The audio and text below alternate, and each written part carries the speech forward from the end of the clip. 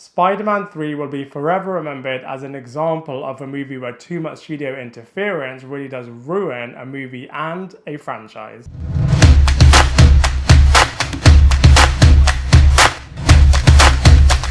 Hello everybody, I hope you're doing well. Welcome back to my channel Lifestyle Critic, and in this video we are going to be reviewing Spider-Man 3, which is the third and final installment of the Sam Raimi trilogy for the Spider-Man movie, and is just a classic case of trying to make a second installment slash a third installment bigger, better, bolder, more grander than before, and unfortunately I have to say that it pretty much did fail to do so.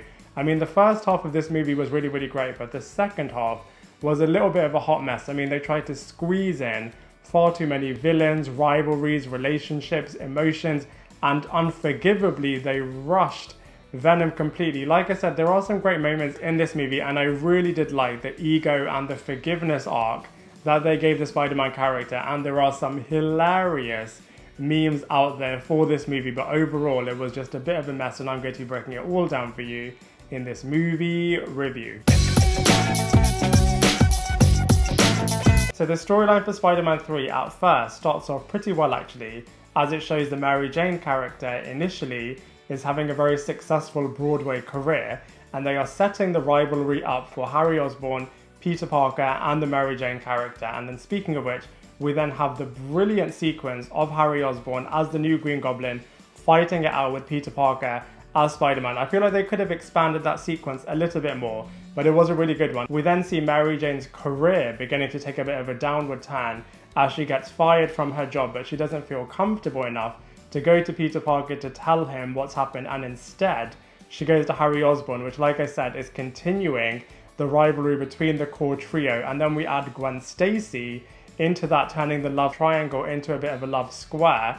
And on top of that as well, we also see the Mary Jane character getting a bit jealous of Peter Parker and Spider-Man for him having a very successful career and being absolutely adored by the public, whereas she is getting a lot of criticism and very negative reviews. So I just feel like they established the three core trio really well. Speaking of which, we then have the Harry Osborn character then suffers amnesia, and he goes back to how he was in the first movie in terms of being a real friend to the Peter Parker character and the Mary Jane Watson character. And it was really nice to go 180 back to the beginning with this character, but then he recovers from his amnesia and becomes an absolute douchebag in terms of wanting to destroy Peter's life, Spider-Man's life, and really drives a wedge in between him and Mary Jane. But then also by the end of this movie, he then goes back 180 and then is a support figure for the Spider-Man character in terms of helping him save the day and makes the ultimate sacrifice for this as well. So I just feel like the Harry Osborn character was super consistent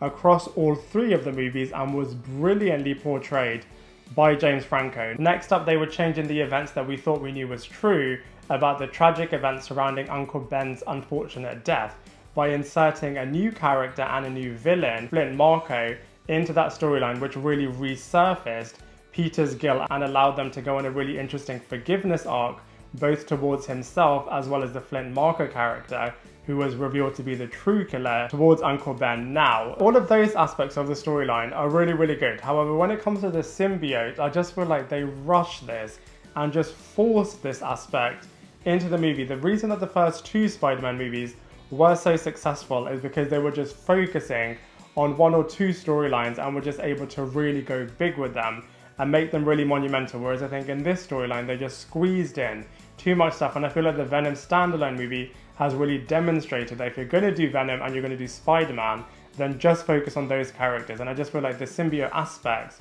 of this movie were really rushed. I mean, the symbiote choosing Peter Parker to bond with firstly could have been explored a little bit more as well, and the destruction that is causing his life in terms of all of the anger and the rage really could have been dialed up a lot more, and that aspect of the storyline as well could have been explored a lot more as well. Also, I thought the symbiote black suit for Spider-Man was pretty basic as well. The only real difference was that it was all black and that they made the logo look a bit more menacing. But I feel like the animation series for Spider-Man really do a much better job in terms of showcasing what the black symbiote Spider-Man suit is really like, and how much cooler and how much more power it brings as well, and the desire and the addictiveness of that suit and how much it can really help him really should have and could have been pushed a lot more as well. Now we have Eddie Brock And I feel like the human aspects of Eddie Brock and Peter Parker were really, really well done actually. The relationship between these two characters in terms of wanting the same job and also falling for Gwen Stacy as well. And also Eddie Brock is a lot bigger and a lot more thuggish and a lot more intimidating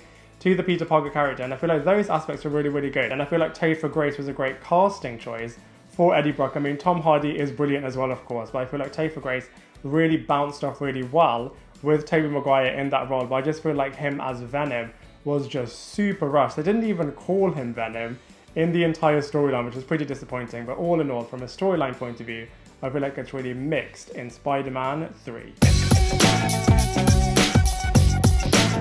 So from a cast and characters point of view, I think they did a brilliant job actually in terms of casting all of the new roles in Spider-Man 3 and bringing back everyone from the first two movies. So let's go through them one by one. So first up, of course, we have Tobey Maguire, who does a really, really good job in playing both the Peter Parker character and the Spider-Man character. I really like the fact that they were exploring his arrogance and his ego when the city is absolutely loving the Spider-Man character and how he's really allowing this to get to his head.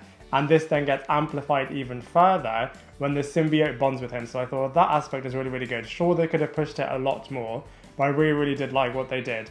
And also in terms of the Mary Jane character, he's really neglecting her in this movie, especially when she really needs him, and instead is also exploring a potential relationship with the Gwen Stacy character. I think it's really ironic that back in the comics it literally is the other way around, but I thought they explored that really, really well in this movie. We then have his rivalry / friendship with the Harry Osborn character.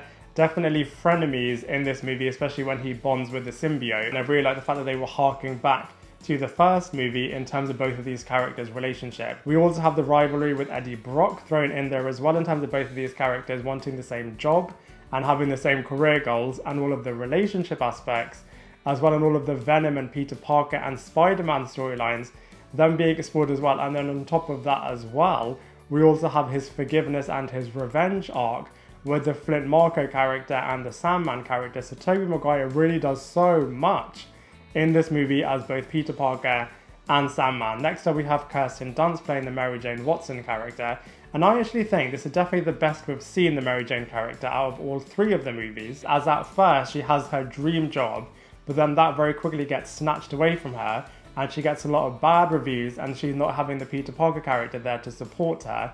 She then loses her job completely and has a rivalry with the Gwen Stacy character and the Peter Parker character.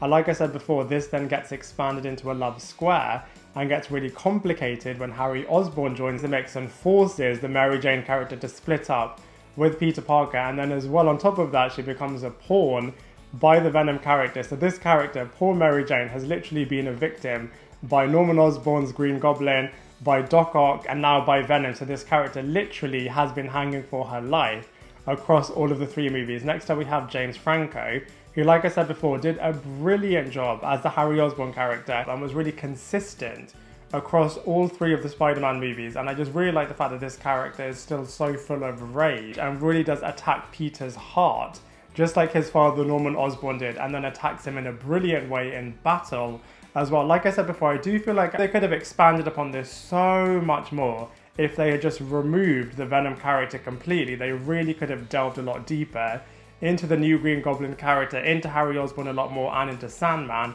and Flint Marco as well, which would have really made this movie so much better. I did really like seeing the old Harry Osborn again for a little while in terms of the real friendship that he has with Peter and with Mary Jane as well. And I did think it was a little bit too convenient that the butler was just revealing everything at the end of this movie, which then turned Harry Osborn back into being a good character and was then a friend again to the Peter character, and then made the ultimate sacrifice at the end of this movie as well. Also, this character was incredibly calculated. He was definitely playing a game of chess and was planning all of his moves ahead, and he really did make Peter's heart bleed in this movie as well. Next up we have Thomas Haden Church, who was the second main villain in this movie as the Flint Marco character and as Sandman. As Sandman, his effects were absolutely awesome.